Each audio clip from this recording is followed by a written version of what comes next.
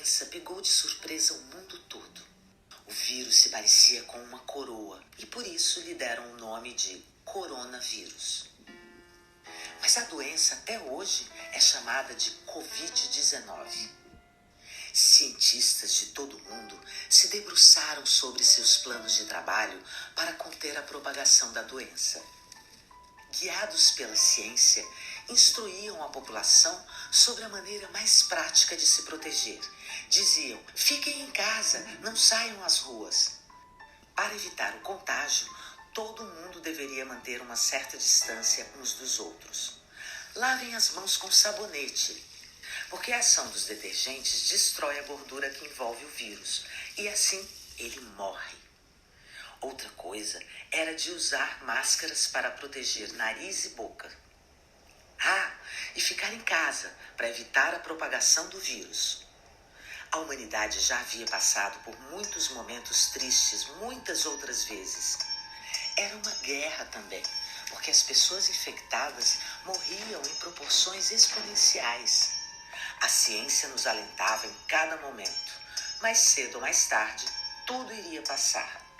As músicas, os desenhos e todas as artes diziam isso também. Ser ou não ser? Eis a questão. As crianças indígenas, as crianças do interior e as das cidades compreendiam que o momento era difícil e aceitavam o que a ciência lhes dizia. As crianças poderiam fazer dentro de casa tudo o que faziam lá fora, mas o isolamento social era para não contaminar nem ser coroado pelo vírus. As cientistas e os cientistas elaboravam também fórmulas matemáticas para calcular o quanto de pessoas poderia morrer. Os cálculos traduziam o que a natureza estava revelando e eram muito úteis, uma vez que ajudavam a prever quantas vagas estariam disponíveis nos hospitais. E assim, caso não fossem suficientes, deveriam providenciar os hospitais de campanha para atender e tentar salvar o maior número de vidas possível. As cientistas e os cientistas varavam noites em seus laboratórios, procurando descobrir algo que fosse eficaz para imunizar e curar a doença. Mas o mundo começou a mudar. As pessoas começaram a olhar para o céu e para o chão em que pisavam e ver que a poluição estava diminuindo. Viram que as águas estavam se tornando cristalinas e que as pessoas começaram a demonstrar seus afetos. Os ingredientes da poderosa medicação, a solidariedade, a compreensão e o amor. E se juntaria a eles a ciência para descobrir um remédio que cuidaria das pessoas infectadas, ajudando a combater o medo e a tristeza que afligiam a humanidade daquele tempo. Como também toda a miséria, o egoísmo e o desamor que porventura ainda remanescesse.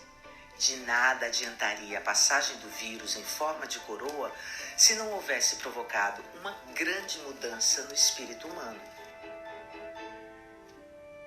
E assim, confiando na ciência. Oi galera, meu nome é Marcos e vim falar um pouco sobre a pandemia do novo coronavírus. Desde janeiro de 2020, a crescente proliferação do novo coronavírus transformou-se em um dos maiores desafios da humanidade.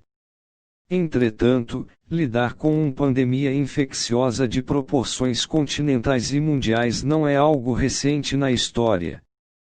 Surtos de doenças repetem-se pelos séculos com algumas semelhanças tanto na forma de propagação quanto de contenção destas doenças. Dessa maneira, podemos equiparar esta pandemia com outras que ocorreram anteriormente e criar alguns paralelos entre os casos. De acordo com a Organização Mundial de Saúde, pandemia é um termo usado para uma determinada doença que rapidamente se espalhou por diversas partes de diversas regiões, continental ou mundial, através de uma contaminação sustentada. Neste quesito, A gravidade da doença não é determinante e sim o seu poder de contágio e sua proliferação geográfica. Pandemia não é uma palavra para ser usada à toa ou sem cuidado. É uma palavra que, se usada incorretamente, pode causar um medo irracional ou uma noção injustificada de que a luta terminou, o que leva a sofrimento e mortes desnecessários, afirmou Tedros Adhanom Ghebreyesus, diretor-geral da OMS, durante a proliferação da Covid-19 em março de 2020. Nos últimos 30 anos, tem crescido o número de surtos de vírus, proliferando assim as doenças que assolam todo o mundo. Entretanto, relatos históricos de pandemias vão além do século XX e já preocupam a humanidade há 2000 anos. Vamos relembrar alguns casos mais famosos.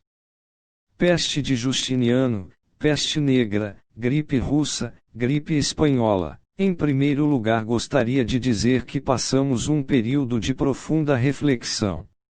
Um momento de olhar para dentro e refletir sobre quem somos, quem amamos e se estamos dando o valor devido, não para certas coisas, mas para as coisas que realmente importam, assim como, não para certas pessoas, mas para as pessoas que amamos.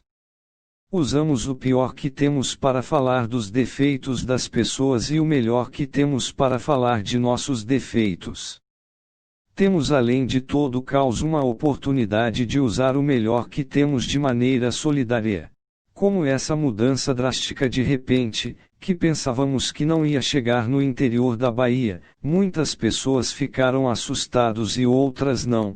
Pensávamos que ia ser coisa de 30 dias como os comunicados mais ADO foi prolongado, aí as aulas online chegaram para a escola. Esse tema é bastante relevante pois todos nós mudamos a nossa socialidade com demais pessoas por conta da Covid. Em meio a tanta crise as pessoas descobriram uma nova forma de estudar, vender, se comunicar e etc.